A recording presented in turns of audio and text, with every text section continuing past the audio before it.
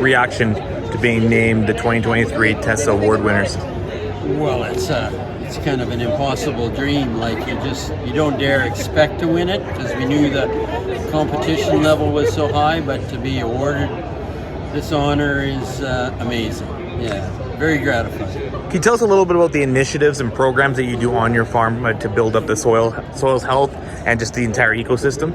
And that we seeded these pastures in, and then we manage another set of pastures that have never been anything but grass. And basically what we do is we work with cattle across those landscapes to make use of those forages.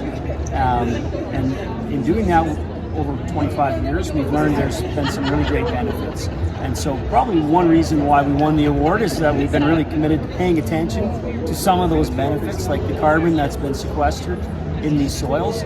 It's good for the soil, it's good for the air, it's good for society, it's good for ecology.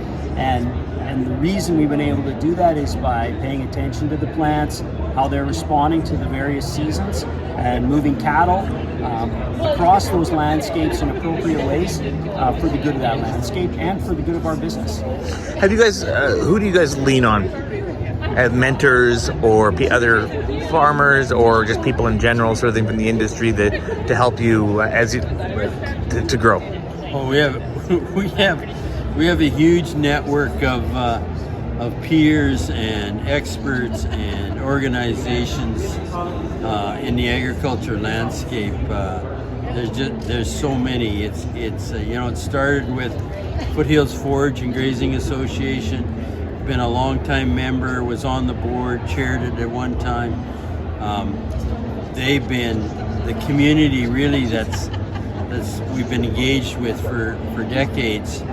That's helped us come along, and now we're involved with Kim Cornish and the Living Lab, Regenerative Ag Living Lab, people like the science community, like Reynold Bergen and people with the Canadian Roundtable for Sustainable Beef have been doing forage work for years, and so there's a whole landscape of those connections, and Tim has come on board and got to know some of them and expanded it in his own context. So we rely on a wide variety of people for support, information, keep our game sharp, keep it on point.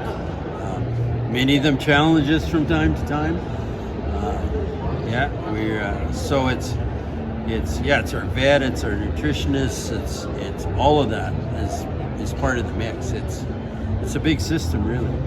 That's incredible. You're talking about peers. You guys arrived into Calgary here the other day, sort of thing, to meet all your fellow nominees, sort of thing. What have you been able to take away from learning about their operations?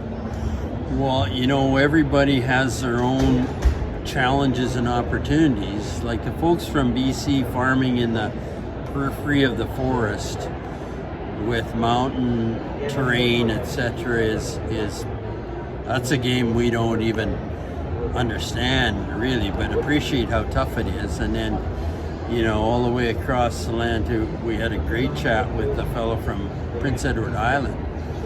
And he might be the most out-of-the-box person in the group in that he's trying to convince potato farmers that they need cover crops and livestock in their landscape to maintain the soil and improve the ecology. So right across the country, everybody's got, their own challenges. Some are too wet, some of us are too dry.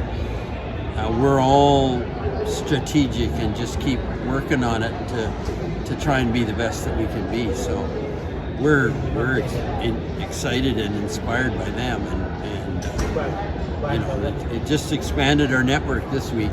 Awesome. And finally, you had some very touching words at the end of your speech there, just talking about this proves that cattle ranchers in general are headed in the right direction, despite what some people are saying about it. Did you want to elaborate a little bit on that? Do you want that one? Well, for me, the biggest thing is that cattle ranchers and cattle are working alongside natural ecosystems, and it turns out, managed carefully, attentively, cattle not only pair with many of our landscapes. They're actually part of its vibrancy.